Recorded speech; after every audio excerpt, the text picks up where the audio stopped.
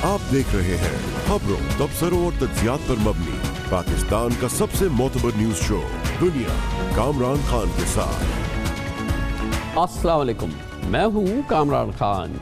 Opposition बिलखुसूस पाकिस्तान पीपल्स पार्टी को आज एक धचका लगा जब चेयरमैन सेनेट के इंतखाब से मुताल्लिक यूसुफ रजा गिलानी की दरख्वास्त इस्लामाबाद हाई कोर्ट में नाकाबिले समाअत करार देते हुए मुस्तरद कर दी गई।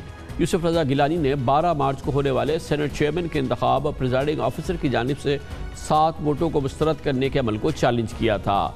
ये बड़ी दिलचस्प बात है कि गिलानी साहब की मुशावरती कमेटी में सेनेट के 3 साबिक चेयरमैन मियाँ रजा रब्बानी, नैयर बुखारी और फारूक एच नाइक शामिल थे। आज केस की समाअत के दौरान chief justice Islamabad high court Athar Minallah ने की, जिन्होंने अपने तहरीरी फैसले में लिखा कि आर्टिकल 69 के तहत अदालत इस मामले में मुदाखलत नहीं कर सकती। इलेक्शन का सारा अमल हाई कोर्ट के दायरे इख्तियार से बाहर है। सियासी क़यादत अदालतों को ऐसे मामलात में मुलव्वस किए बगैर तनाज़ात का हल निकालने की कोशिश करे। अदालत पार्लिमान के इस्तेहक़ाक़ की वजह से तहम्मुल का मुज़ाहरा कर रही है। अदालत तवक्को रखती है कि पार्लियामेंट की बालादस्ती को यकीनी बनाया जाएगा।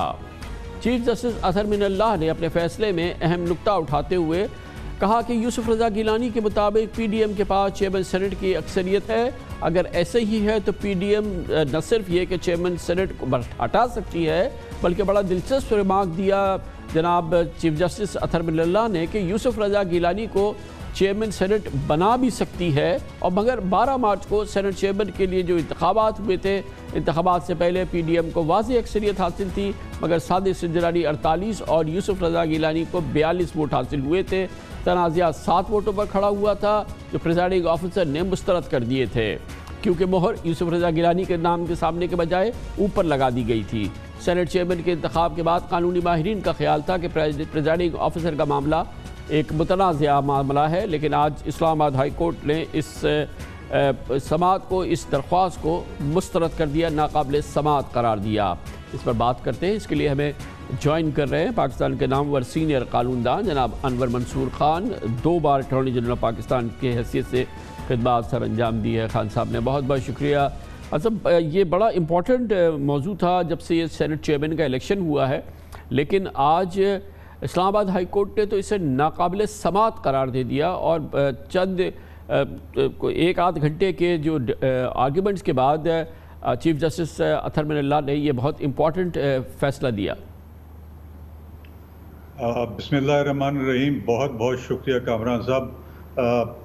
देखिए, आपको शायद याद हो कि इससे पहले मैं आगे टीवी पे ये कह चुका था कि आर्टिकल 60 के और 69 के तहत ये काबिल समाअत नहीं हो सकता हाई कोर्ट में, इसलिए कि ये internal proceedings of the house हैं और इसके अंदर बहुत वाज़ेह कॉन्स्टिट्यूशनल प्रोविज़न मौजूद है। और जब कॉन्स्टिट्यूशनल प्रोविज़न कहीं मौजूद होती है तो उसको आम कानून भी अपसेट नहीं कर सकता है, इसलिए कि जितने कवानीन बनते हैं वो कॉन्स्टिट्यूशन के मुताबिक बनते हैं। जो कॉन्स्टिट्यूशन में लिखा हुआ होता है उस तरह से होता है।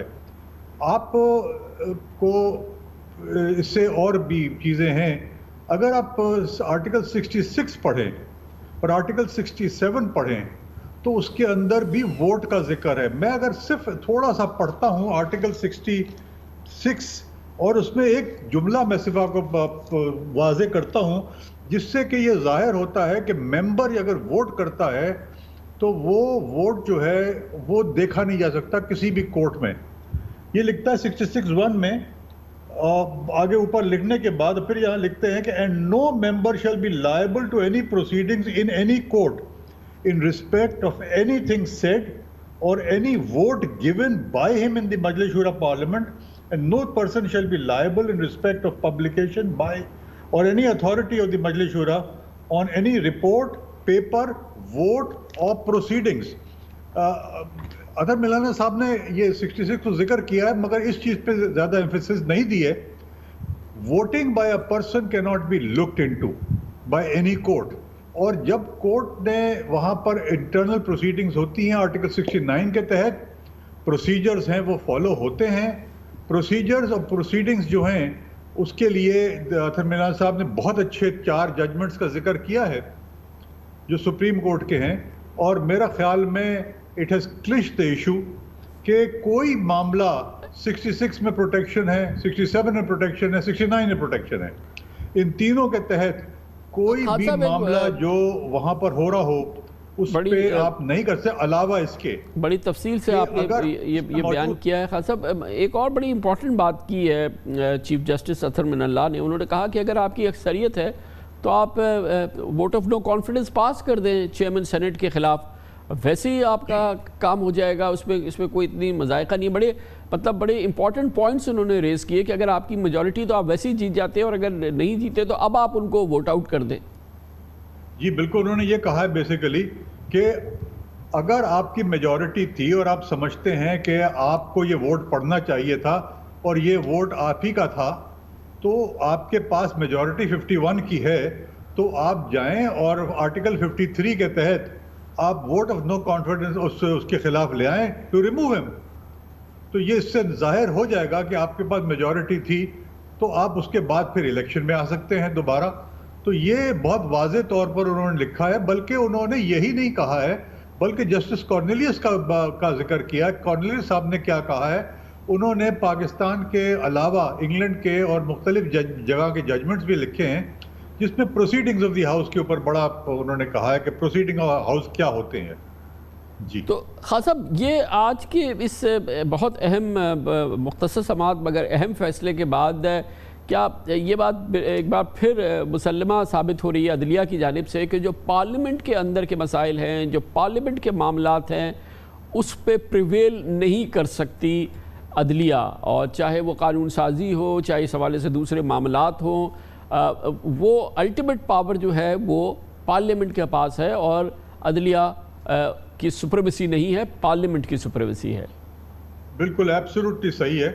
आपको याद होगा कि 19th अमेंडमेंट जब आया था, ये उसके लिए कि जब इन्होंने ये कहा था जजेस को अपॉइंटमेंट कैसे किया जाता है, तो सुप्रीम कोर्ट ने होल्ड किया था कि ये जो आपने अमेंडमेंट की थी ये गलत है, मगर चूंकि हम प्रोसीडिंग्स के अंदर इंटरफेयर नहीं कर सकते हैं पार्लियामेंट के, तो हम आपको वापस भेज रहे हैं ताकि आप इसके अंदर प्रॉपरली कानून को अमेंड करें। उसके बाद आर्टिकल वो 19th अमेंडमेंट आया था। बिल्कुल यही इशू है कि पार्लियामेंट के किस जो मामलात होते हैं, चाहे वो कानून साजी हो, चाहे वो और कुछ हो, उसके अंदर दखलंदाजी नहीं कर सकते। अलावा इसके कि अगर कॉन्स्टिट्यूशन से जो कानून बने हैं वो मुताबिकत ना रखते हों, या कोई ऐसे मामलात हो जो कि इन दी प्रोसीडिंग्स ना हो। अगर पार्लियामेंट के अंदर कोई कत्ल हो जाता है तो वो क्रिमिनल प्रोसीडिंग्स हैं, वो बाहर से देखी जा सकती है, मगर प्रोसीडिंग्स जो हैं, मगर एक जैसे कि आपने खुद फरमाया खान साहब कि वो एक बहरहाल उनके पास हक हासिल है कि पार्लियामेंट में जो काम हुआ है या कानून साजी हुई है वो आइन की तशरीह के ऐन मुताबिक है या नहीं, वो तशरीह जो है वो अदालत का इख्तियार है कि वो कर सकती है और कह सकती है कि ये गैर आइनी काम हुआ है, आइन की रूह या आइन की फलां शिक के खिलाफ हुआ है। ये कॉग्निजेंस बहरहाल ले सकती है अदालत।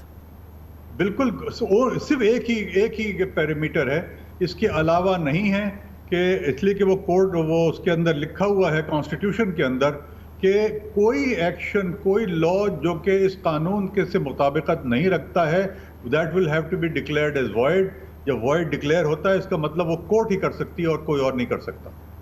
बड़ी नवाजिश, बहुत बहुत शुक्रिया, बहुत शुक्रिया जनाब अनवर मंसूर खान, मुमताज़ सीनियर खानदान हमारे साथ मौजूद थे। कमर्शियल ब्रेक, उसके बाद जिक्र करते हैं पाकिस्तान में कोरोना की तीसरी लहर पूरी क़ुव्वत से जारी है और यकीनन बहुत ही तशवीशनाक सूरत हाल है। ख़ास तौर पर सूबे पंजाब में वैक्सीन लगनी है, लोग खुद झिझक रहे हैं। हुकूमत के पास बहुत बड़ी तादाद में वैक्सीन अभी अवेलेबल नहीं, क्योंकि 11 करोड़ पाकिस्तानियों को वैक्सीन लगानी है, मगर जितनी भी है लगवाने वाले नहीं हैं। मगर ज़रूरत बेपनाह है कि फ़ौरी तौर पे हुकूमत के वादों के और प्रोग्राम के मुताबिक वैक्सीन की बड़ी खेपें पाकिस्तान पहुँचे और लोगों को हर सूरत में आगाह किया जाए, तैयार किया जाए कि वो वैक्सीन लगाए। ताज़ा तरीन सूरत हाल क्या है वैक्सीन के हवाले से और जो निजी शोबे में वैक्सीन आ रही थी उसकी कीमत के हवाले से हमें ज्वाइन करेंगी पार्लिमानी उमूर की सेक्रेटरी डॉक्टर नौशीन हामिद, जो कि हुकूमत के इन तमाम मामलात में माविन रहती हैं। छोटे से वक्फे के बाद पाकिस्तान को कोरोना वायरस की तीसरी लहर का सामना है, मगर आवाम SOPs पर अमल दरामद नहीं कर रहे, ना पहले कर रहे थे ना अब कर रहे हैं। और तशवीश की बात यह भी है कि मुल्क में वैक्सीनेशन का अमल भी सुस्त रवि का शिकार है। निजी शोबा वैक्सीन की कीमत किस कीमत पर फ़रोख्त करे, इसका भी तयन नहीं हो पा रहा है। दुनिया भर में कोरोना वैक्सीन सिर्फ 18 साल से ज़ायद उम्र के अफराद को लगाई जा रही है। हुकूमत पाकिस्तान के मुताबिक 11 करोड़ अफराद को ऐसे लोग हैं जिनको वैक्सीन लगानी है। चीन ने 15 लाख साइनोफार्म वैक्सीन का तोहफा पाकिस्तान को दिया। हुकूमत ने 1,60,000 डोजेज़ मजीद खरीद ली हैं, जिसमें साइनोफार्म और चीन की कंपनी एक और कंपनी कैनसाइनो की वैक्सीन शामिल है। ये वैक्सीन इस माह के आखिर तक पाकिस्तान पहुँचेंगी, जबकि चीन सहित 70 लाख मजीद वैक्सीन खरीदने की बात हुई है। दूसरी जानिब वैक्सीन की फराहमी के लिए ग्लोबल अलाइंस यानी कोवैक्स की जानिब से जो इंटरनेशनल अलाइंस है, एस्ट्राजेनेका वैक्सीन की 1,70,00,000 डोजेस पाकिस्तान को मिलनी हैं, जो कि अभी फ़िलहाल नहीं मिली हैं। इसके अलावा निजी शोबे ने हुकूमत की इजाज़त से रूसी वैक्सीन स्पुतनिक 5 की 50,000 डोजेस दरामद की है, मगर इसकी कीमत अभी इस वक्त तनाज़े का शिकार है। ड्रैप ने 2 डोजेज़ की कीमत 8,449 तय की थी, लेकिन दरामदी कंपनी ने इस कीमत को कम करार दिया। हुकूमत ने ड्रैप को इसकी नज़रसानी की हिदायत की है। दूसरी जानिब आज़ाद ज़रिए ये कहते हैं कि बहुत महंगी कीमत है, जो कि हुकूमत ने इसका तयन कर दिया है। और ट्रांसपेरेंसी इंटरनेशनल ने रूसी वैक्सीन की मंजूर करदा कीमत को आलमी कीमत से 160% ज़ायद करार दिया है और बताया है कि भारत में स्पुतनिक 5 की कीमत 1,500 रुपये पाकिस्तानी बनती है। Pakistan institute of development economics ने उसने एक रिपोर्ट में कहा है कि पाकिस्तान में 18 साल से ज़ायद उम्र के 13 करोड़ 70 लाख अफराद को वैक्सीन की ज़रूरत होगी।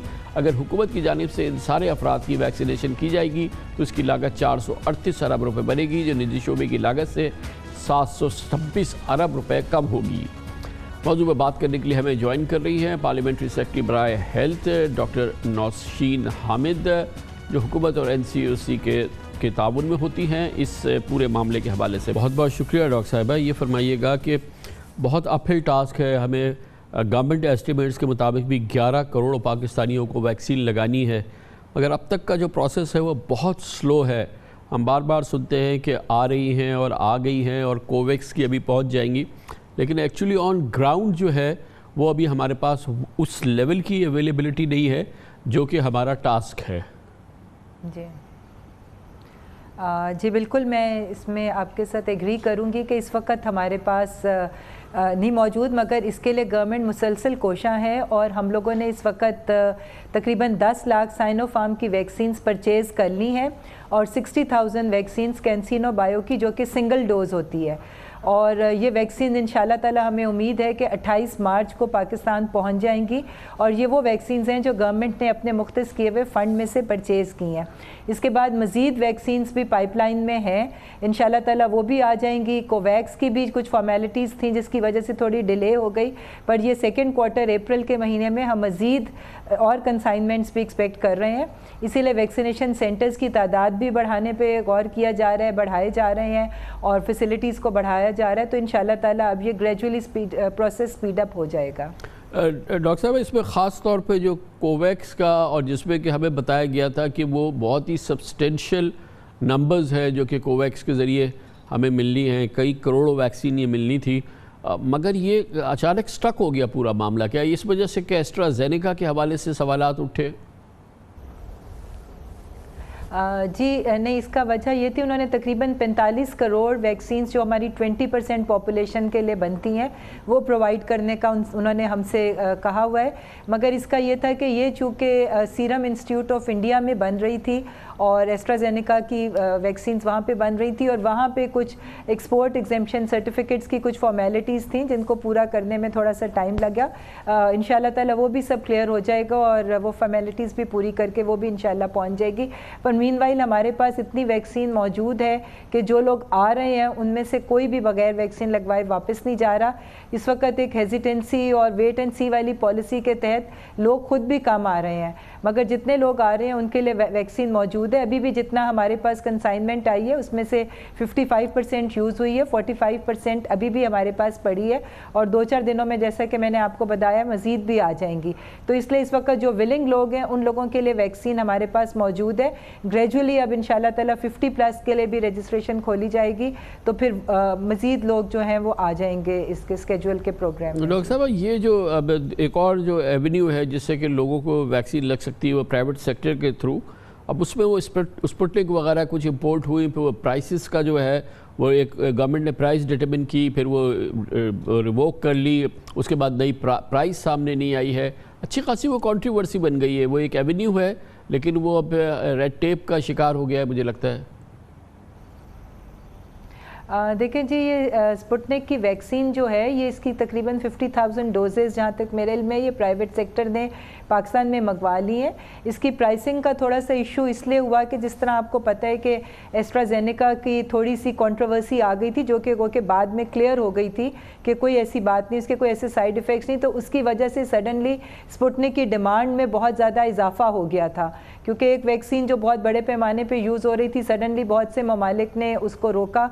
तो ये स्पुतनिक की जब डिमांड बढ़ी तो डिमांड एंड सप्लाई के थोड़े से इश्यूज आ गए, जिसकी वजह से जो मिडिल मैन था उसने शायद प्राइसिंग में कोई इजाफा किया था, तो वो कॉस्ट प्राइस जो लैंडेड प्राइस है उसमें थोड़े डिफरेंसेस आ रहे थे, जिसकी वजह से ये थोड़ी सी हुई है। मगर मैं समझती हूँ कि ये 2-1 दिन में ये हर्डल भी क्लियर हो जाएगा और वो अवेलेबल होगी। मगर ये बाय चॉइस है, जो लोग प्राइवेट सेक्टर के लगवाना चाहें, जो चूँकि एज ब्रैकेट्स के हिसाब से चल रहे हैं, अगर कोई अपनी एज की बारी आने से पहले लगवाना चाहता है तो ये फैसिलिटी उनके लिए है, वरना गवर्नमेंट अपनी पॉपुलेशन के लिए उनको कवर करने के लिए फ्री वैक्सीन के लिए पूरे प्रोग्राम्स पाइपलाइन में है और इंशाल्लाह ताला सबके लिए फ्री वैक्सीन अवेलेबल होगी। तो ये जो प्राइवेट सेक्टर वाली है, अब इसको जो भी इसका इश्यूज़ है वो फौरी तौर पर सॉर्ट आउट होने चाहिए ना। पिछले भी अब 3-4 दिन हो गए, चले 1 आध दिन और हो जाए, मगर अब इससे ज़्यादा तो नहीं हो। जी, मेरा ख्याल है कि इसका पेपर वर्क तकरीबन फ़ाइनल मराहिल में है और इंशाल्लाह ये जल्द ही कैबिनेट के सामने रखी जाएगी और फाइनल अप्रूवल इसका हो जाएगा, क्योंकि ये वैक्सीन मुल्क में पहुंच चुकी है। उसके बाद फिर इंशाल्लाह ताला 2-3 दिन में मैं समझती हूँ कि ये प्राइवेट क्लिनिक्स इसको लगाना शुरू कर देंगे। डॉक्टर साहब, ये बताइएगा कि इस वक्त बहुत ही एक वर्स्ट वेव है, 3rd वेव, जो कि इस वक्त कोविड की इसने पाकिस्तान को ग्रिप में किया हुआ है। ख़ास तौर पर पंजाब की बहुत सूरत हाल है, ख़राब है। फरमाइएगा कि क्या बेड की सिचुएशन क्या है और जो ख़ास तौर पे जो ऑक्सीजन बेड्स हैं या आईसीयू के बेड्स हैं, क्या इस वक्त हॉस्पिटल्स पे कितना प्रेशर है? देखें, इस वक्त प्रेशर तो हॉस्पिटल्स पे बहुत ज़्यादा है। कुछ जगहों पे हॉस्पिटल्स की कैपेसिटी भी सैचुरेट हो गई है, मगर ये नहीं है कि तमाम के तमाम हॉस्पिटल्स, कुछ हॉस्पिटल्स इनके ऊपर लोगों का ज़्यादा ध्यान होता है, ज़्यादा प्रेशर होता है, वहाँ पर रश ज़्यादा है। मगर अभी हमारे पास अगर ओवरऑल बेड कैपेसिटी और वेंटिलेटर्स की कैपेसिटी देखी जाए तो वो अभी हमारे पास मौजूद है। वो डेली बेसिस के ऊपर वो डाटा NCOC में आता है। अभी वेंटिलेटर्स पे जिन शहरों में बहुत ज़्यादा प्रेशर भी है वहाँ पर भी 50% वेंटिलेटर्स की अवेलेबिलिटी अभी भी है। तो मगर उसके बावजूद हुकूमत आने वाले दिनों के लिए तैयारी में है और मज़ीद कैपेसिटी को बढ़ाने के लिए मुख्तलिफ़ किस्म के इक़दाम किए जा रहे हैं। थैंक यू सो मच, बहुत बहुत शुक्रिया doctor Nausheen Hamid, parliamentary secretary for health, हमारे साथ मौजूद थी। कमर्शियल ब्रेक, इस दौरान न्यूज़ हेडलाइंस देखें, इसके बाद हम अपने प्रोग्राम के बाकी हिस्से के साथ वापस आते हैं। आप देख रहे हैं खबरों, तबसरों और तज्जियात पर मबनी पाकिस्तान का सबसे मोतबर न्यूज शो दुनिया, कामरान खान के साथ। पाकिस्तान और भारत के 1.5 अरब लोग अमन का एक नया ख्वाब देख रहे हैं। अमन की उम्मीदों को नई जिंदगी मिलती नजर आ रही है और पुरअमन बकाए बाहमी का ये ख्वाब पाक भारत ताल्लुकात की तारीख का रुख मोड़ सकता है, मगर कुछ कहना अभी क़ब्ल वक्त है। पिछले 4 दिनों में भारतीय वज़ीर आज़म नरेंद्र मोदी ने पाकिस्तान को बराह रास्त 2 बार खैर सगाली का पैगाम दिया। वज़ीर आज़म इमरान खान के कोरोना में मुब्तला होने की खबर आने के चंद घंटों के अंदर ही नरेंद्र मोदी ने वज़ीर आज़म इमरान खान की जल्द सेहतयाबी और नेक ख्वाहिशात की ट्वीट की और कल यौम पाकिस्तान के मौके पर वज़ीर आज़म मोदी ने इमरान खान को बज़रिया ख़त मुबारकबाद पेश की और कहा कि भारत और पाकिस्तान के अवाम से खुशगवार ताल्लुकात के वो ख्वाहां हैं। कल ही नई दिल्ली में 2 साल के वक्फे के बाद पाक भारत आबी तनाज़ात पर इंडस वाटर कमीशन के मुज़ाकरात का आगाज़ भी हुआ है। अब ये मुज़ाकरात जारी हैं। इससे पूरे 1 माह कबल 24 फरवरी को दोनों ममालिक के director general military of operations के हॉटलाइन पर राब्ते के बाद लाइन ऑफ कंट्रोल की दोनों जानिब से बंदूकें खामोश हैं। भारतीय मीडिया न्यूज़ 18 ने इस पेशरफ्त को 2018 से रॉ और ISI के दरमियान बैकडोर राब्तों का नतीजा करार दिया, जिसमें पुलवामा वाक़ई की वजह से आर्जी रुकावट आई थी, लेकिन अमेरिका, बरतानिया और अरब रियासतों की ईमा पर पस पर्दा बातचीत जारी है। मई 2019 में Pak Bharat track to diplomacy का तासुर उस वक्त सामने आया था जब इस्लामाबाद में भारत के साबिक सेक्रेटरी खारजा विवेक कांजू की सरबराही में एक भारतीय वफ्द ने सेमिनार में शिरकत की थी।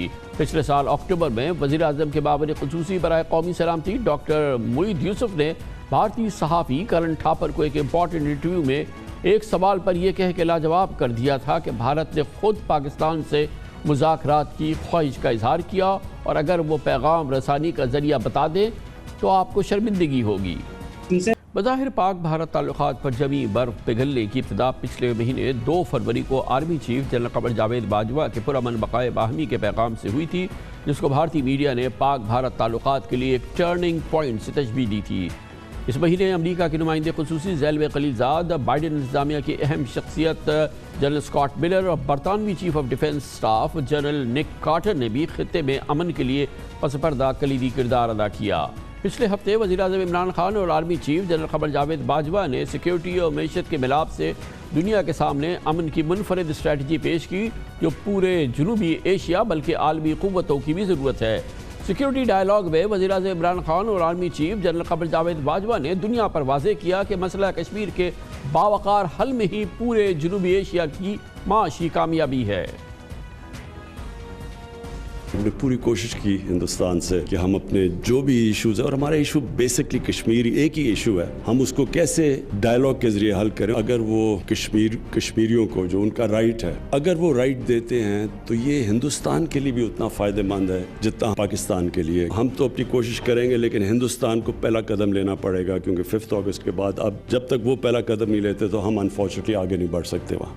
Stable Indo-Pakistan relation is a key to unlock the untapped potential of South and Central Asia by ensuring connectivity between East and West Asia. It is time to bury the past and move forward. But for resumption of peaceful process or meaningful dialogue, our neighbor will have to create conducive environment, particularly in Indian occupied Kashmir. मौजूदा सूरत हाल को बाखबर ज़राए जोड़ रहे हैं, उसको जोड़ रही अमरीकी इंतज़ामिया की और नई अमरीकी इंतज़ामिया की ख्वाहिश से कि जनूबी एशिया में ख़ास तौर पे अमन कायम हो। अमरीकी सेक्रेटरी खारजा एंथनी ब्लिंकन ने इलेक्शन से पहले जुलाई 2020 में ऐलान कर दिया था कि बाइडन सदर मुंतखब हुए तो मसला कश्मीर और मुसलमानों के हुकूक़ की खिलाफ वर्जी पर भारत से ज़रूर बात होगी। अमरीकी महकमा खारजा के तर्जुमान नेड प्राइस ने पाक भारत अमन पेशरफ पर कहा था कि अमरीका कश्मीर समेत दीगर उमूर पर पाक भारत बराह रास्त मुज़ाकरात की हिमायत करता है और इस पर गहरी नज़र रखे हुए है। United States has important relationships with India, as I said, but also with Pakistan. We continue to support direct dialogue between India and Pakistan on Kashmir and other areas of and other issues of concern. Of course, we've continued to call for a reduction of tensions along the line of control.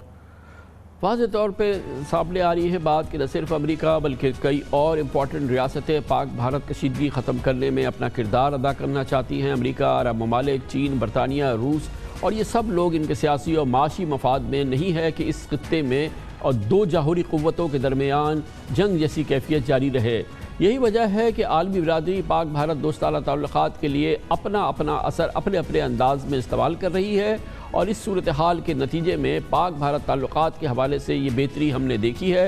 इतलात ये हैं कि आइंदा आने वाले चंद हफ्तों और महीनों में कॉन्फिडेंस बिल्डिंग मेजर्स की एक और हम सीरीज़ देखेंगे जो सामने आएगी। इस पूरे माहौल पर 1.5 अरब लोगों के लिए, पाक भारत में रहने वाले लोगों के लिए अमन का एक नया ख्वाब बात करने के लिए हमें ज्वाइन कर रहे हैं पाकिस्तान के साबिक वज़ीर ख़ारजा खुर्शीद महमूद कसूरी साहब। बड़ा इंपॉर्टेंट रोल रहा है कसूरी साहब का एज़ वज़ीर ख़ारजा पाक भारत ताल्लुकात की बहाली के हवाले से। और हमें भारत से ज्वाइन कर रहे हैं नई दिल्ली से हमारे साथ हैं प्रवीण सोनी, बहुत बाखबर इंडियन जर्नलिस्ट हैं, एडिटर हैं फोर्स मैगज़ीन के, जो डिफेंस और नेशनल सिक्योरिटी के हवाले से बहुत मोतबर मैगज़ीन समझा जाता है। बहुत बहुत शुक्रिया प्रवीण सोनी और कसूरी साहब आपका भी। कसूरी साहब, मैं आपसे शुरू करूंगा। आज आपने और आपकी इंडियन एक कॉलीग ने एक बड़ा उम्दा मजमून लिखा है डॉन में, जिसमें इस मौजूदा प्रोसेस के हवाले से इस उम्मीद का इजहार किया गया है कि ये एक अच्छी शुरुआत लगती है जिस पे पाक भारत अमन ख्वाब की एक नई इमारत तामीर हो सकती है। कितने आप पुरुम्मीद हैं? देखिए, मैं इस प्रोसेस से पहले गुजर चुका हूँ मुझे ये पता है कि ये छोटे कदम ही शुरू में होते हैं, और इन हालात में जब पिछले 5 साल में जितनी पाकिस्तान बैशिंग हिंदुस्तान में हुई है, उसके नतीजे में एक पाकिस्तान में भी रिएक्शन हिंदुस्तान के ख़िलाफ़ हुआ है। तो इसलिए ये छोटे कदम ही उठाए हैं शुरू में, और इससे ज़्यादा तवक्को नहीं हो सकती थी, लेकिन ये ऐसे ही नहीं हो गया। मेरा तजुर्बा मुझे बताता है कि पिछली दफ़ा जब वाजपेयी साहब का फेमस हैंड ऑफ फ्रेंडशिप आया था, और मैंने वाजपेयी साहब की तारीफ़ की थी अपनी किताब में, तो उससे 2 दिन कबल मुझे जनरल कॉलिन पॉल का जो सेक्रेटरी ऑफ स्टेट थे, उनका फ़ोन आया था वाशिंगटन से। वो कह रहे थे please be ready, there will be positive gesture, और उनका उसके बाद जवाब आया I extend my hand of friendship to Pakistan. तो मैं समझता हूँ कि इंडियन फैसिलिटेशन ये बाद में बीजेपी भी मानी, उनका एक अमेरिकन फैसिलिटेशन का रोल था। और इन हालात में जैसे आपने बहुत आई थिंक डीपली इसको एनालिसिस करके बयान कर दिया कि अमेरिका का क्या इंटरेस्ट है, अरब ममालिक का क्या है, चीन का क्या है, वगैरह वगैरह। ख़ास तौर पे आजकल जो ख़बरें आ रही हैं उसमें तो कोई डाउट ही नहीं कि अमेरिका का कोई रोल है। ख़बरें ये भी आ रही हैं कि यूएई और सऊदी अरब का भी कोई ना कोई रोल है, और ये मानने वाली बात है, क्योंकि आपने देखा पिछले दिनों पाकिस्तान की कुछ टेंशन हो गई सऊदी अरेबिया और यूएई की, जब मुसलमानों पे जुल्म हो रहा था, कश्मीरियों पे जुल्म हो रहा था, तो पाकिस्तान की तवक्को थी कि वो मुल्क बोलेंगे। और लेकिन बाद में आपने देखा कि उन्होंने वो एक रोल अदा किया, उनके फॉरेन मिनिस्टर यहाँ आए पाकिस्तान, सऊदी अरब के, और इस सिलसिले में इसी मामले पे साथ नई दिल्ली से हैं प्रवीण सोहानी साहब, जो कि एडिटर हैं फोर्स मैगजीन का, जो डिफेंस और सिक्योरिटी इश्यूज़ पे बड़ा एक क्रेडिबल मैगजीन है।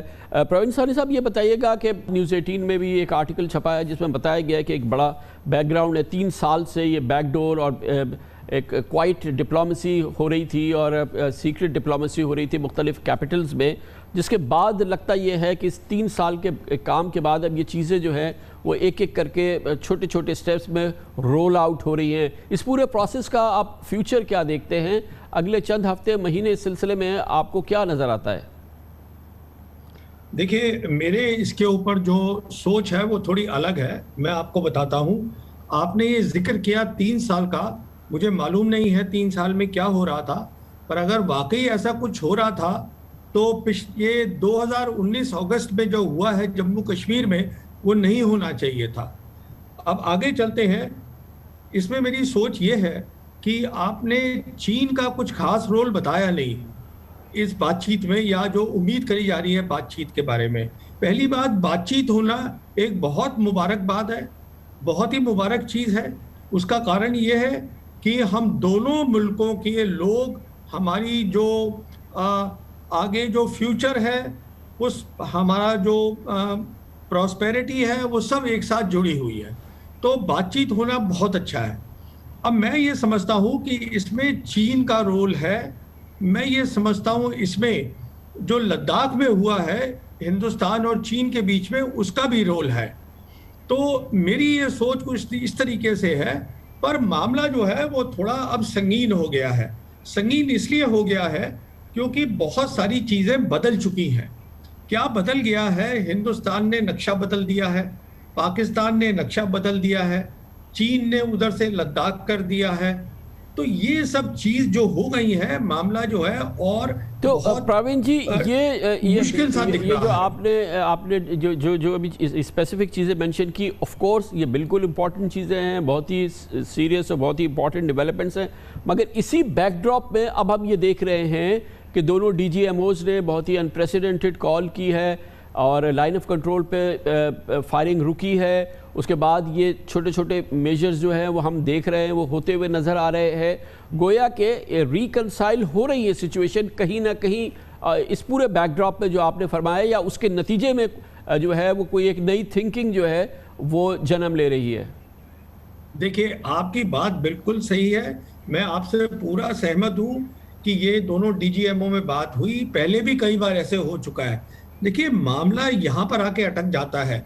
कितना भी मैं पॉजिटिव रहूं, और मैं हूं बहुत पॉजिटिव, मामला यहाँ आकर अटक जाता है कि पाकिस्तान ने बिल्कुल साफ कर दिया है, आपके वजीर आजम ने साफ कर दिया है, आर्मी चीफ ने साफ कर दिया है कि कश्मीर का मसला हल करना है। अब अगर कश्मीर का मसला हल करना है तो अगर मोदी साहब चाहें तो कर सकते हैं। आज मोदी साहब को हिंदुस्तान में पॉलिटिकल मेजॉरिटी है, वो कुछ भी बोलते हैं, लोग उनकी बात सुनते हैं, पर सवाल ये उठता है कि क्या वो करेंगे, ये एक बहुत बड़ा सवाल है। तो वो एटमॉस्फेरिक्स बनना अच्छा है, पर मैं समझता हूँ इसमें एक उम्मीद की किरण जरूर है, और वो मेरे हिसाब से वो किरण है चीन। वो चीन है। तो कसूरी साहब आप फरमाइएगा, बड़ा इम्पोर्टेंट ज़ाहिर एलिमेंट है चाइना, ऑफ कोर्स सबसे डोमिनेंट पावर है, इस जगह का सबसे बड़ा इन्फ्लुएंस है पाकिस्तान पर भी, और फिर मखसूस हालात हैं उसके भारत के साथ, और फिर ये लद्दाख का मिलिट्री एक बड़ा कॉन्फ्रंटेशन हुई थी। चाइनीज़ रोल और इस पीस माहौल के हवाले से आप उसको थोड़ा सा हाईलाइट करेंगे कसूरी साहब? जी हाँ, मैं ये जो सानी साहब कह रहे थे उससे मेरा एग्रीमेंट है। चाइना का एक इम्पॉर्टेंट रोल है, एक तो इनडायरेक्ट रोल है जो लद्दाख में हुआ, तो हिंदुस्तान को ये अंदाज़ा हुआ कि जो 2.5 वॉर सिचुएशन की वहाँ कुछ हॉकिश लोग बात करते थे, उसका कोई सेंस नहीं है। तो वहाँ बहुत से लिखने वालों ने हिंदुस्तान में लिखा कि एक इसका नतीजा ये होना चाहिए, और ये मैं 4-5 महीने की बात कर रहा हूँ, कि पाकिस्तान से ताल्लुकात बेहतर हों। 2.5 वॉर का तो सवाल ही नहीं कि इंडिया उसके लिए करे। जहाँ तक पाकिस्तान का ताल्लुक है, मेरे जो तजुर्बा था, चीन ने कभी हमें नहीं कहा कि आप भारत से ताल्लुकात ख़राब करें। चाइना की ख्वाहिश ये थी कि पाकिस्तान और भारत के ताल्लुकात अच्छे हो जाएं, क्योंकि चीन का अपनी जो तिजारत है हिंदुस्तान के साथ वो लगभग 90 या 100 बिलियन डॉलर के है। ये जो ताल्लुकात ख़राब हुए हैं, ये हुए जैसे सानी साहब ठीक कह रहे थे, पिछले कुछ महीने में ये जो लद्दाख और उससे पहले जो हिंदुस्तान ने ये इम्प्रेशन दिया कि वो अमेरिका के कहने पे कुछ कन्फ्रंट करेगा इंडो पैसिफिक पे, लेकिन जो भी फैक्टर्स हैं, मैं कामरान खान साहब आपके साथ एग्रीमेंट में हूँ, क्योंकि कुछ ऐसी डेवलपमेंट्स हुई हैं, और मैं ये समझता हूँ अमेरिका तो ये बिल्कुल है।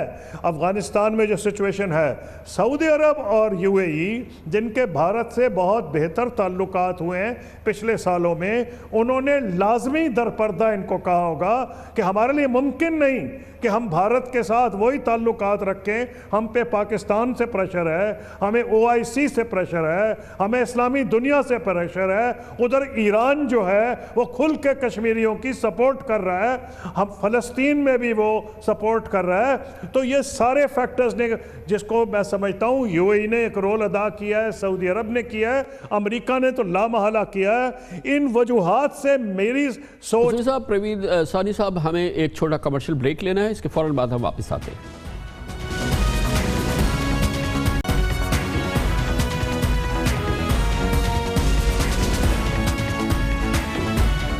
पाकिस्तान और भारत में रहने वाले 1.5 अरब लोग एक बार फिर अमन का ख्वाब देख रहे हैं। फिलहाल ये ख्वाब ही है, ये हकीकत में बदल सकता है या नहीं, या इसके कुछ इम्कानात वाज़े हो रहे हैं, इन पर बात कर रहे हैं। हमारे साथ मौजूद हैं पाकिस्तान के साबिक़ वज़ीर ख़ारजा जनाब खुर्शीद महमूद कसूरी, नई दिल्ली से हमारे साथ हैं मुमताज़ सीनियर सहाफ़ी प्रवीण सोनी, जो कि एडिटर हैं दी मैगज़ीन फोर्स के, जो कि डिफेंस और स्ट्रेटेजिक अफेयर्स का मैगज़ीन है। बहुत बहुत शुक्रिया प्रवीण सोनी और कसूरी साहब आपका भी। प्रवीण सोनी साहब, ये बताइएगा कि ऑल दीज, ये जितनी भी चीज़ें भी फरमाई हैं कसूरी साहब ने, आपने जो फरमाई है, ये मुझे सिर्फ ये बताइए कि इंडिया में लीडरशिप लेवल पे, मुझे मालूम है कि इससे पहले बहुत ही हॉस्टाइल सिचुएशन थी और अब भी शायद बरकरार है, यर्निंग है कि अब मेंड करने चाहिए फेंसेस, हालात को ठीक होना चाहिए, इस किस्म का कोई वाक़या पुलवामा के बाद, चाहे जो भी उसके परपिट्रेटर्स हो, नहीं हुआ है। कोई पहले तो तड़प होनी चाहिए ना, ख्वाब होना चाहिए या ख्वाहिश होनी चाहिए, वो आपको नज़र आती है भारत में लीडरशिप लेवल पे? देखिए, ऐसा है, भारत एक ऐसे दौर से गुजर रहा है जो मैंने कभी पहले नहीं देखा, और वो ये है, और ये असलियत है आज की हिंदुस्तान की असलियत ये है कि अगर मोदी साहब चाहेंगे तो लोग उसको पसंद करेंगे, अगर वो नहीं चाहेंगे तो वो नहीं होगा। अब उसके कई और कारण हैं जिनमें मैं जाना नहीं चाहता हूं। तो सवाल ये है कि सारी बात आके रुक जाती है प्राइम मिनिस्टर मोदी के ऊपर, और प्राइम मिनिस्टर मोदी जो कि हुआ है, स्पेशली जो कि हमने देखा अगस्त 2019 में हुआ है, नक्शे बदले गए हैं, एक बहुत सख्त पोजीशन ली थी इंडिया ने, प्राइम मिनिस्टर मोदी ने। तो अब उस सख्त पोजीशन के बाद देखिए, अगर आप ध्यान से देखिएगा तो असलियत ये है कि जो एक खत भी भेजा गया है वजीर आजम इमरान खान को, उसमें एक्सेलेंसी लिखा है, ऊपर नाम नहीं लिखा है। तो वो मेरे हिसाब से आप खत भेज रहे हैं तो साहब नाम भी लिख दीजिए। तो खैर उस बात को छोड़िए, आप ये छोटी छोटी बातों का मायना होता है। सवाल ये है, मैं समझता हूं कि जो बातचीत, देखिए कसूरी साहब ने कई बातें कही, मुझे उसकी कोई जानकारी नहीं है कि वो सऊदी ने क्या किया, यूएई ने क्या किया, मुझे कोई जानकारी नहीं है। पर मेरी ये सोच पक्की है कि इसमें चीन ने एक बहुत ही अहम रोल अदा किया है, और जो हमारी बातचीत चल रही है चीन के साथ, डिसएंगेजमेंट की, लद्दाख में हमें पीस चाहिए, उसके अंदर चीन ने एक तरीके से पाकिस्तान को शामिल कर लिया है। ये मेरी सोच है कि ये ऐसे ही हुआ है। अच्छा, कसूरी साहब, प्रवीण सानी साहब इंसिस्ट ये कर रहे हैं कि जो भी दूसरे हम जिन इंटरलॉक्यूटर्स की बात कर रहे हैं, यूएस या अरब स्टेट्स या दूसरा, वो कहते हैं मुझे उसका इतना ज़्यादा इल्म नहीं है, लेकिन एक चीज़ वो इंसिस्ट कर रहे हैं कि चाइना का इसमें बड़ा इम्पॉर्टेंट रोल है। वो कहते हैं कि ये उनकी मालूमात है कि चाइना का बहुत इम्पॉर्टेंट रोल है, और ये लद्दाख के मामलात से जुड़ी हुई चीज़ है। चाइना इंडिया को भी इंगेज कर रहा है और दूसरी तरफ पाकिस्तान को भी इंगेज कर रहा है। ये ट्राइलेटरल मूव है जिसका कि हम असरात आजकल देख रहे हैं।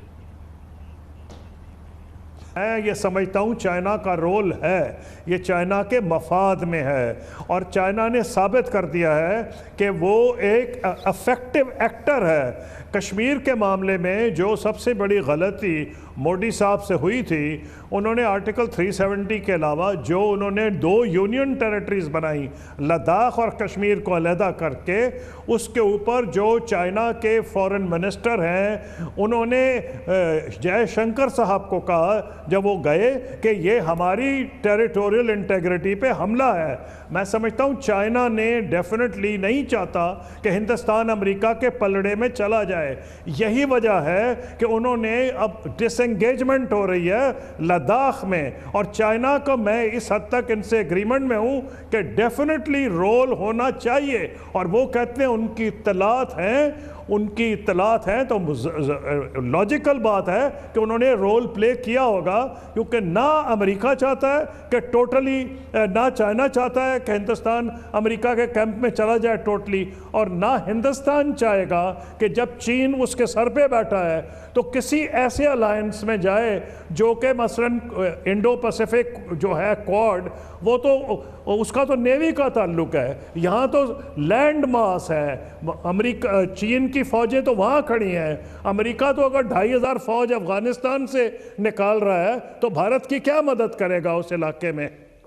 तो लामहला चीन का एक इम्पॉर्टेंट रोल है इस सारे मामले में। बहुत बहुत शुक्रिया प्रवीण सोहनी साहब और खुर्शीद महमूद कसूरी साहब, बहुत बहुत शुक्रिया आपका। कमर्शियल ब्रेक, जिसके बाद हम जिक्र करेंगे मुल्क की सियासत का। PDM चली थी हुकूमत को गिराने के लिए, फ़िलहाल अपनी बका की जद्दोजहद कर रही है। इस वक्त तहरीक जारी है कि PDM को कैसे बचाया जाए, इसकी बात करते हैं। और इसके लिए हमारे साथ मौजूद होंगे नामवर तज़कियाकार नजम सेठी, एक छोटे से वक्फे के बाद।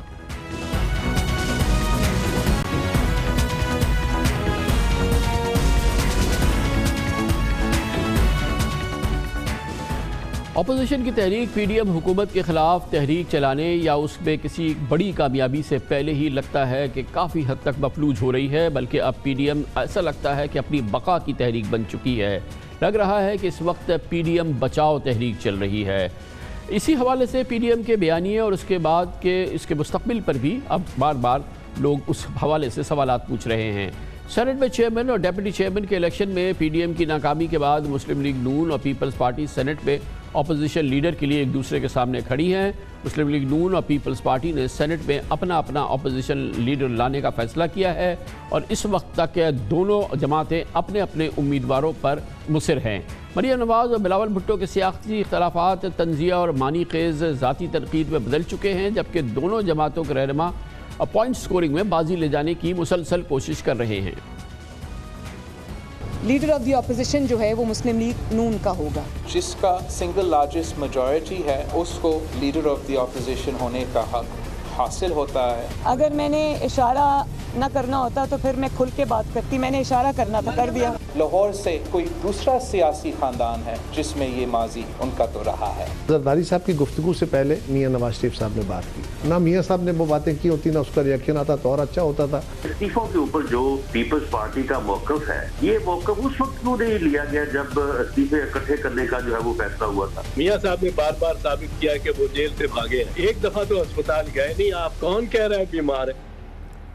आज खबरें थीं कि पीडीएम के सरबराह मौलाना फजलुर रहमान ने मुस्लिम लीग नून और पीपल्स पार्टी से एक दूसरे के खिलाफ बयानात पर अपनी मायूसी का इजहार किया है और आसिफ जरदारी और नवाज शरीफ से अपील की है कि जरदारी और मियां साहब बच्चों को समझाएं कि बच्चों जैसी सियासत ना करें। बाकायदा खबर ज़राए हमें ये भी बताते हैं कि पीडीएम के आखिरी इजलास से पहले दरअसल शदीद इख्तलाफात मौलाना फजलुर रहमान और बिलावल भुट्टो के दरमियान भी सामने आए थे और यही वजह बनी थी कि बिलावल भुट्टो जरदारी ने पीडीएम के इजलास में बराह रास्त शिरकत नहीं की थी और उससे पहले वो कराची चले गए थे। कल पीपल्स पार्टी के ट्विटर अकाउंट से पार्टी अहदेदारों से कहा जा रहा था कि पीडीएम के खिलाफ तल्ख तबसरों से गुरेज करें और हिदायत की जा रही थी कि ऐसे सख्त रद्द-ए-अमल से भी गुरेज किया जाए जिससे अपोजिशन नैरेटिव को नुकसान पहुँचे। लेकिन हकीकत यह है कि देर हो गई ये पैगाम पहुँचाने में, क्योंकि बिलावल भुट्टो अलग ऐलान कर चुके हैं कि वो बीबी की सियासत के वारिस है और मौलाना फजलुर रहमान के हवाले से बरमिला वो इस बात का बरमला इजहार कर चुके हैं कि वो मुल्ला की सियासत नहीं चला सकते। पाकिस्तान पीपल्स पार्टी की अपनी लेगेसी है, अपना हिस्ट्री है। पाकिस्तान पीपल्स पार्टी को मजहब के साथ सियासत करने के पास हमारे एक पॉइंट ऑफ व्यू है। आप कह रहे हो कि आप मुल्ला का धरना करना, अगर आप मुल्ला का धरना नहीं कर रहे हो तो आपने डील किया। मैं कह रहा हूँ कि मैं बीबी की सियासत करना चाहता हूँ, मैं भुट्टो शहीद की सियासत करना चाहता हूँ। आप कह रहे नहीं मौलवी बन, ऐसे भी नहीं हो सकता। तो भी मेरा रास्ता होगा, वो जमहूरी होगा, आईनी होगा और उसको घर जाना। आज इस्लामाबाद हाई कोर्ट में सेनेटर यूसुफ रजा गिलानी के चेयरमैन सेनेट इलेक्शन के खिलाफ दरख्वास्त मुस्तरद होने के बाद लगता है कि अब जरदारी साहब सेनेट में कायदे हिज़्ब इख्तिलाफ की किसी भी सूरत में जो पोजीशन को क्लेम कर रहे हैं पीछे नहीं हटेंगे। वैसे भी पीडीएम की 6 माह की मौजूदा ज़िंदगी ने साबित कर दिया है कि सियासत में मरियम बीबी का जरदारी साहब से कोई मुकाबला नहीं। आसिफ जरदारी ने पीडीएम को फैसला साजी में न सिर्फ ये कि उसको उन्होंने सुपरवाइज़ किया है और वो यकीनन तमाम फैसलों पे हावी रहे हैं और उस हवाले से उन्होंने कई सरप्राइजेज़ भी दिए हैं। मुस्लिम लीग नून के 83 वोटों समेत अपोजिशन के 164 अरकान को इस्तेमाल करके यूसुफ रजा गिलानी को सेनेटर मुंतखब कराना जरदारी साहब का ही काम है और एक हफ्ते बाद ही इस्तीफ़ों से इनकार करके उन्होंने अपनी पोजीशन को मज़ीद मुस्तहकम बनाया। जरदारी सियासत ने पीडीएम की हड़ताल, एहतजाज, धरने, इंतखाबी बायकॉट और इज्तिमाई इस्तीफ़ों की धमकियों को यकीनन न सिर्फ ये कि मुस्तरद किया बल्कि मुस्तरद करवा दिया और परसों 26 मार्च को जो लॉन्ग मार्च होना था वो मुलतवी भी हो चुका है। अब पीडीएम की इस हवाले से जो आगे की सूरत हाल नज़र आती है यकीनन वो काफ़ी इस वक्त मखदूश है। कोशिश ये हो रही है कि किसी सूरत से पीडीएम को इकट्ठा रखा जाए या कम अज़ कम इसका ऐसा तासुर लगे। इस पूरी सूरत हाल पर बात करने के लिए हमने दावत दी है पाकिस्तान के बहुत सीनियर नामवर मारूफ न्यूज़ एनालिस्ट हैं, अखबार फ्राइडे टाइम्स को के एडिटर भी हैं, जनाब नजम सेठी हमारे साथ मौजूद हैं। बहुत बहुत शुक्रिया सेठी साहब। ये फरमाइएगा कि इस वक्त तो बहरहाल पीडीएम की इस वक्त कैफियत यह है कि वो अपने एग्जिस्टेंस को बचाने की जद्दोजहद में मसरूफ़ है, क्योंकि हुकूमत गिराने से पहले पीडीएम अंदर से गिरती हुई नज़र आई है। Kamran thank you. एक्चुअली सही कह रहे हैं आप, क्योंकि यही तासुर है कि इन्होंने अपना बहुत नुकसान कर दिया है और ये फिर जो लड़ाई झगड़े शुरू हो गए हैं बिलावल के दरमियान और मरियम के दरमियान, उसके साथ और भी कीचड़ उछाला जा रहा है। और तो इसमें तो कोई शक ही नहीं है कि पीडीएम इस वक्त एक छोटी सी क्राइसिस में है। अब मैं क्यों कहता हूँ छोटी सी क्राइसिस? मैं इसलिए कहता हूँ छोटी सी क्राइसिस क्योंकि अब ना पीपल्स पार्टी के पास ना नून लीग के पास कोई चारा है। इन्हें बहुत बड़े फैसले करने पड़ेंगे। ये छोटे फैसले जो है ना कि जी डिप्टी कौन बनेगा लीडर ऑफ द ऑपोजिशन या कौन नहीं बनेगा, ये अब छोटे फैसले हैं। असली फैसले आएंगे आगे, और वो आएंगे जबकि ये रेजिग्नेशंस के ऊपर और जो स्ट्रेटेजिक इश्यूज हैं कि क्या इमरान खान साहब को कमज़ोर किस तरीके से करना है, इस्टेब्लिशमेंट को अटैक करके कमज़ोर करना है उनके सतून को, या इमरान खान साहब को डायरेक्ट अटैक करना है। गवर्नमेंट रेजिग्नेशंस के साथ गिर सकती है या नहीं गिर सकती, वोट ऑफ कॉन्फिडेंस के साथ गिर सकती है या नहीं गिर सकती, और अगर गिरा भी ली जाए तो फिर आगे क्या करना है, फिर कैसे तावन किया जाएगा एक दूसरे के साथ, किस किस्म की हुकूमत लाई जाएगी, कितने अरसे के लिए लाई जाएगी, कौन उस गवर्नमेंट को लीड करेगा, उसमें किस पार्टी का क्या रोल होगा। बहुत मुश्किल फैसले हैं। तो सेठी साहब, आपने कहा कि नून लीग के पास चारा नहीं है, पीपल्स पार्टी के पास चारा नहीं है, मगर स्टेक्स तो कोई मुकाबला ही नहीं है। नून लीग के तो कोई स्टेक्स नहीं है, पीपल्स पार्टी की तो पूरी गवर्नमेंट है, 13 साल से वो हुकूमत में है, और इससे आगे उनका कोई अभी पॉलिटिकल फुटप्रिंट भी नज़र नहीं आता। पंजाब में वो कहाँ कहाँ एग्जिस्ट करते हैं, तो उन्हें तो पूरी गवर्नमेंट को फोरगो करना है, सरेंडर करना है अपनी पावर को और अथॉरिटी को, और वो किस कॉस्ट पे ये करेंगे। जरदारी साहब, आपका बेपनाह तजुर्बा है, आप मुझे बताइए कि कोई इसका आपस में मुकाबला नहीं है, जो नून लीग का स्टेक्स है और जो जरदारी साहब के स्टेक्स हैं। देखिए, बिल्कुल सही कह रहे हैं कि स्टेक्स बिल्कुल फ़र्क है, मगर शॉर्ट टर्म के स्टेक्स फ़र्क है। लॉन्ग टर्म के स्टेक्स तो बड़े क्लियर है ना कि दोनों के एक ही हैं। अगर इमरान खान साहब और एस्टेब्लिशमेंट का जो जोड़ है ये पक्का हो जाए तो आज नून लीग के ऊपर अटैक आ रही है, कल जरदारी साहब के ऊपर अटैक आएगी। उन्हें भी इस बात का पता है। आपको याद होगा कि जरदारी साहब के ऊपर उनके 5 साल में बड़ी अटैक आई थी इस्टेब्लिशमेंट में, और फिर नवाज शरीफ साहब भी जब थे तो उनके ऊपर भी बड़ी अटैक आई थी इस्टेब्लिशमेंट से। तो अब बात यह है कि ये आज अगर जरदारी साहब ये सोचते हैं कि वो किसी तरीके के साथ किनारा कर लेते हैं और इस्टेब्लिशमेंट का साथ दे देते हैं या उनके खिलाफ खड़े नहीं होते, तो जैसे ही नून लीग की छुट्टी कराई जाएगी, जो कि उनकी कोशिश होगी इस्टेब्लिशमेंट की और इमरान खान साहब की, बिकॉज उसके बगैर वो सर्वाइव नहीं कर सकते, वो आगे अगली इलेक्शन नहीं जीत सकते। उनके जो सारे प्रोग्राम है कि इस हाइब्रिड सिस्टम को इंस्टीट्यूशनलाइज किया जाए, वो पूरे नहीं होंगे। तो उसके बाद फिर जरदारी साहब की बारी आएगी। जरदारी साहब की बारी 2 दफ़ा आ चुकी है ना, आपको पता है, और बड़ी मुश्किल से वो बचे हैं। पहले वो जब वो खुद प्रेसिडेंट थे और उनकी हुकूमत थी, और उसके बाद जब वो सिंध में थे और नवाज शरीफ साहब हुकूमत में थे, तो चौधरी निसार के जरिए इस्टेब्लिशमेंट ने क्या हशर कर दिया था जरदारी साहब का। आपको याद है, इनकी चीखें निकल गई थी, इन्होंने डायरेक्ट अटैक जनरल्स के ऊपर करनी शुरू कर दी थी। तो बात यह लॉन्ग टर्म में तो पीटीआई कभी भी पीपल्स पार्टी के साथ अलायंस नहीं करेगी। एस्टेब्लिशमेंट उस वक्त तक पीपल्स पार्टी को साथ रखेगी जब तक वो उनके काम आती है। पीपल्स पार्टी जब की वो क्या हो जाएगा तो मजबूरी फर्क कर देगी। सर साहब, पीपल्स पार्टी की क्या मजबूरी है कि वो अलायंस करे ही करे, या पीटीआई से करे या नून लीग से करे? वो अपनी उनकी एक फीफडम है, उसको वो प्रोटेक्ट कर रहे हैं, और जो जिस तरीके से भी गवर्न कर रहे हैं, जो यहाँ का हाल है, आप भी वाकिफ़ होंगे, लाहौर में रहते हैं, लेकिन आपको अच्छी तरह से पता होगा कि यहाँ क्या हो रहा है। उसके बावजूद उनके स्टेचर पे और उनकी एग्जिस्टेंस पे तो कोई थ्रेट नहीं है, तो बिला वजह वो उतरे नीचे, लड़ें मरें, लॉन्ग मार्च करें, इस्टेब्लिशमेंट को डायरेक्ट चैलेंज करें। क्या मतलब उसमें उनको हासिल क्या होगा? नहीं, सही कह रहे हैं, शॉर्ट टर्म में उनको खतरा है। मैं तो लॉन्ग टर्म की बात कर रहा हूँ कि जब ये फेल हो जाएगा पीडीएम, और मियाँ साहब जो है वो उनकी जो सारे मूवमेंट है वो फेल हो जाएगी, अगर ऐसे होता है तो फिर बारी जरदारी साहब की आएगी। बिकॉज आपको पता है, इमरान खान साहब ना जरदारी साहब के साथ तावन करने के लिए तैयार हैं और ना ही नून लीग के साथ तावन करने के लिए तैयार हैं। वो तो दोनों को एक ही खाते में रखते हैं ना। और दूसरी बात मैं आपसे कहूँ कि मेरा ख्याल है ये पीडीएम के अंदर ये पहले भी तजवीज़ दी गई थी कि आप नेशनल असेंबली से रिज़ाइन कर दें, आपके खास वहाँ स्टेक्स नहीं है, आप सिंध की गवर्नमेंट रखें, आपको क्या तो हमें, और अगर आपके कोई ऐसे तल्लकात हैं तो एक पाँव हमारे साथ रखें और एक अपने आप को प्रोटेक्ट करके रखें सिंध में। हम तो नहीं आपको कह रहे कि सिंध की गवर्नमेंट आप डिसॉल्व करें। और बात यह है जी कि ये धमकी जो है ना जरदारी साहब के ऊपर, ये गवर्नेंस रूल की, वो तो आपको पता ही है कामरान, कब से ये धमकी है और किसी वक्त भी वो अप्लाई हो सकती है। तो ये सिंध की गवर्नमेंट तो उस वक्त तक ये है जब तक एस्टेब्लिशमेंट जो है वो जरदारी साहब को टॉलरेट कर रही है, और वो उसी वक्त तक टॉलरेट करेगी जब तक वो साहब ये बताइएगा थोड़ा सा इसका तजिया करें कि यकीनन जो पॉलिटिकल प्रोफाइल है वो तो मरियम बीबी का पिछले चंद माह के दौरान उसने सबको पीछे छोड़ दिया है प्रोफाइल के हद तक, लेकिन जो डिसीजन मेकिंग है, जो पॉलिटिकल मनूवरिंग है, जो इस सिलसिले में जो मूव्स हैं, उसमें तो जरदारी साहब ने मरियम बीबी को कहीं पीछे छोड़ दिया है। ये जो गैप है नून लीग की लीडरशिप में, जो कि इस वक्त सिर्फ सेंटर्ड है मरियम बीबी और उनके एक्सटेंशन में नवाज शरीफ साहब के, ये कितना असरअंदाज हो रहा है इस पूरी सूरत हाल में जो इस वक्त हम फ्रैक्चर्स देख रहे हैं पीडीएम में? ये बिल्कुल हो रहा है जी, मगर देखिए ना, दोनों पार्टीज ने अपना पोजीशंस वाजे कर दी हुई थी, पहले ही कर दी थी। वो कहते थे हमने एस्टैब्लिशमेंट के साथ डायरेक्ट टक्कर नहीं लेनी, हम रिजाइन नहीं करेंगे, आगे चलिए। ये कहते थे कि हम तो उससे कम बात ही करने के लिए तैयार नहीं है, क्योंकि हमारा जो सारा मकसद है वो तो ये हाइब्रिड सिस्टम को खड़ा नहीं होने देना हमने, और एस्टैब्लिशमेंट को हमने कहना पीछे हटे, और हमारी तो फाइट अब एस्टैब्लिशमेंट के साथ है, इमरान खान के साथ नहीं है। तो ये तो फंडामेंटल अब इश्यूज बन चुके हैं ना दोनों के दरमियान।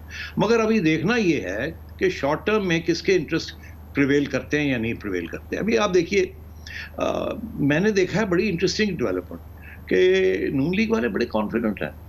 मैं जब देखता हूँ कि यार ये कॉन्फिडेंस कहाँ से आ रहा है, क्योंकि बाजारन जैसे आपने कहा ये तो गड़बड़ लग रही है, कमज़ोर लग रहे हैं सारे, मगर वो मुझे कॉन्फिडेंस नज़र आ रहा है। 2 पॉइंट्स थे, अब वो सही हैं या गलत हैं ये आप भी फैसला कर सकते हैं, और ये शायद आगे जाके तारीख बताएगी। एक तो ये कि नून लीग के सारे बड़े बड़े लोग तो जेलें काट आए हैं, और मैंने देखा है उनका जो मूड है वो पहले से बदल चुका है। पहले ये था नहीं जेल नहीं जाना, लड़ाई ना करें, ये ना करें, वो ना करें, एस्टैब्लिशमेंट को टेक ऑन ना करें, बड़ी पावरफुल है। अब मैं देख रहा हूँ कि वो कि जी कोई गल नहीं, नो प्रॉब्लम, अब हमने जेलें काट ली हैं, हम जेलें भी काट लेंगे, ये तो बिल्कुल नहीं एक्सेप्टेबल, वगैरह वगैरह। एक तो वो कॉन्फिडेंस मैं इनकी उस लीडरशिप में देख रहा हूँ जिससे तो नहीं थी कि वो तकड़ी होकर खड़ी होगी, मगर मैं समझता हूँ वो इसलिए खड़े हैं कि उनको नज़र आ रहा है कि मरियम को बहुत बड़ी ज़बरदस्त आवाम की हमायत नज़र आ रही है उनको, और उन्हें पता है कि अगर वो इधर उधर होते हैं या खड़े नहीं होते तो जब वक्त आएगा वोट के लिए तो उस वक्त इनके साथ कोई नहीं खड़ा होगा, अगर ये मरियम के साथ नहीं खड़े होंगे या मियाँ साहब के साथ खड़े नहीं होंगे। पहली बात। दूसरी बात ये है कि इनको जो कॉन्फिडेंस नज़र आ रहा है वो यही है कि ये सिलसिला चल नहीं सकता। उसकी वजह क्या कि जिस किस्म के हालात हैं मईशत के और जिस किस्म के सिक्योरिटी के हालात हैं, किसी वक्त भी कोई ऐसी क्राइसिस आ सकती है जिसमें फिर नून लीग की मदद की ज़रूरत पड़ेगी इस्टेब्लिशमेंट को। अब ये बहुत सी कॉम्प्लिकेशंस हैं इसके अंदर, मगर आपने देखा इस मुल्क के अंदर तो सब कुछ ठीक चल रहा होता है और रातों रात कुछ ना कुछ हो जाता है। इनका तज़किया ये है जो मैंने सुना है कि आप देखिए इतने हालात ख़राब हैं, कुछ ना कुछ हो जाएगा, हमें फिर एक मौका मिल जाएगा, तो हम डटे रहें, हम इससे हटेंगे नहीं, पीछे अगर हटेंगे तो तबाह हो जाएंगे। पेवस्ता रहे शजर से उम्मीदें बाहर रख। बहुत बहुत शुक्रिया जनाब नजम सेठी हमारे साथ मौजूद थे। इसके साथ ही हमारे आज के प्रोग्राम का इख्तिताम होता है। कल आपसे फिर मुलाकात होगी इंशाअल्लाह। कल तक के लिए कामरान खान को इजाज़त। अल्लाह हाफ़िज़ नासिर।